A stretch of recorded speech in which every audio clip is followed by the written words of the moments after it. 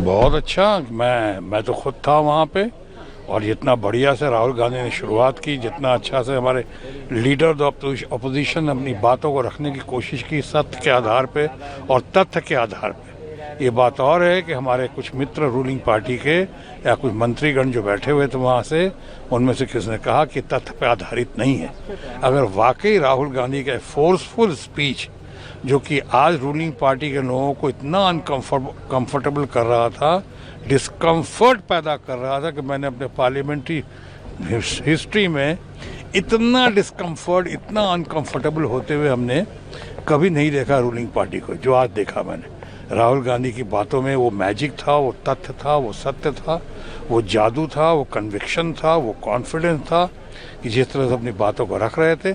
और अगर आपको वाकई लगता है कि उनकी बातों में नेशनल इंटरेस्ट नहीं था या राष्ट्र के खिलाफ कुछ बोल रहे थे जो नहीं बोल रहे थे, वो बिल्कुल नेशनल इंटरेस्ट में बात कर रहे थे, नेशनल सिक्योरिटी का मामला बता रहे थे। लेकिन जिस तरह से हमारे रूलिंग पार्टी के कुछ लोगों के साथ मिलकर डिस्कम्फर्ट या अनकंफर्टेबल फील कर रहे थे, तो मैं यही कह सकता हूँ कि अगर उनको वाकई लगता है कि गलत बोल रहे थे तो सुनने के बाद कम से कम बोलने तो दिया जाता।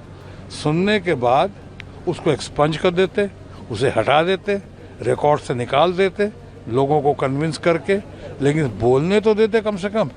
आज तो लगता है कि मंशा यही थी हमारे रूलिंग पार्टी के दोस्तों की कि उसको किसी तरह बोलने नहीं दिया जाए, और नेशनल सिक्योरिटी का मामला आ रहा था। और एक चीज़ और देखी मैंने, जब चीन का नाम आ रहा था, चाइना का नाम आते ही ऐसा लग रहा था कि तमाम हमारे रूलिंग पार्टी के बहुत सारे लोगों को करंट लग जा रहा है। ये क्या बात है? आज नहीं बोलने, ये साफ दिखाई पड़ रहा था कि किसी मंशा के तहत रूलिंग पार्टी और रूलिंग पार्टी के लोग कुछ लोगों से मिलकर मंशा के तहत राहुल गांधी को नहीं बोलने दे रहे थे। मैं समझता हूँ ये कंटिन्यू होगा कल, और कंटिन्यू होगा तो मैं समझता हूँ कि इस बात का ज़ोरदार असर पड़ेगा, हंगामा का हो।